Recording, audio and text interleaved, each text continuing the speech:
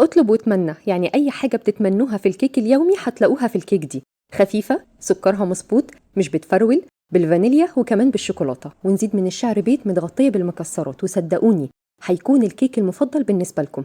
الحجم عائلي والمكونات سهلة، مفيش ولا مكون غريب. كل ده بقى كوم، وانكم تاكلوا كيك طري من جوه ومقرمش من بره، ده كوم تاني خالص. في أحلى من كده؟ يلا بينا نشوف الطريقة على طول مع بعض، واسمعوا الصوت ده كده.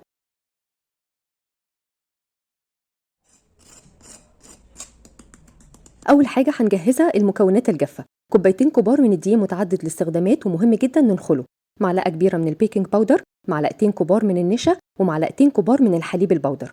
هنقلب بقى المكونات الجافة كويس جدا جدا علشان البيكنج باودر يتوزع ويطلع لنا الكيك كلها ارتفاع واحد. بالنسبة للمكونات السائلة، 4 حبات من البيض مهم جدا يكونوا بدرجة حرارة المطبخ.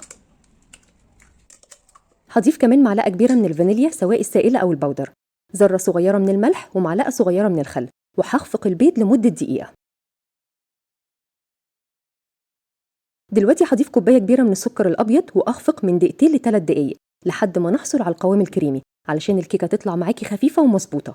هضيف كمان كوباية إلا ربع من الزبادي وأقلب، ونص كوباية من الزيت النباتي وأقلب، وبكده خلاص المكونات السائلة بقت جاهزة.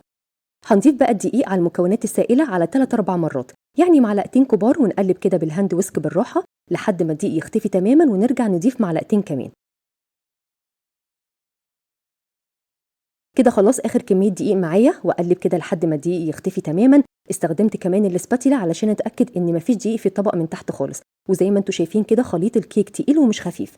آخر حاجة هضيفها نص كوباية من شوكليت شيبس، وأقلب تقليبة واحدة بس، وبكده خلاص الخليط بقى جاهز. معايا صينية مقاس 24، مهم جدا ندهنها بمعلقة كبيرة من الزبدة. الزبدة تكون بدرجة حرارة المطبخ وما تكونش سايبة. مهم كمان لو الصينية بتاعتك فيها تفاصيل أو فيها رسومات، مهم جدا تدهنيها كويس قوي. هضيف كمان نص كوباية من السوداني يكون مكسر كده خشن، وأوزعه كويس جدا في الصينية، ونسيب بقى شوية سوداني كده في الصينية من تحت. بعد كده هضيف كل كمية خليط الكيك، وزي ما انتوا شايفين الخليط تقيل ومش خفيف.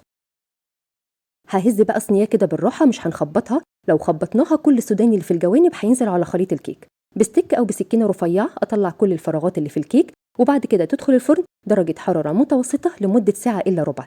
لازم نختبرها قبل ما نطلعها من الفرن. اسمعوا بقى الصوت الرهيب ده. بعد ما تبرد تماما بسباتيلا تكون طرية، نحاول كده نسلكها من الجوانب، وبعد كده نقلبها على طبق التقديم. شوفوا بقى مظبوطة ازاي ومفيش أي حاجة لازقة في الصينية خالص. لازم تقلبوها بعد ما تبرد تماما. بعد كده هنقطعها، ولازم برضو نقطعها بعد ما تبرد تماما علشان كل قطعة تطلع مظبوطة وما تتكسرش مننا. متهيألي مفيش أحلى ولا أبسط من كده. وبس كده وصفة النهاردة خلصت. أتمنى أن الوصفة تكون سهلة وبسيطة عليكم. مستنية رأيكم فيها، وأشوفكم إن شاء الله على خير. بألف هنا وشفا، وباي باي.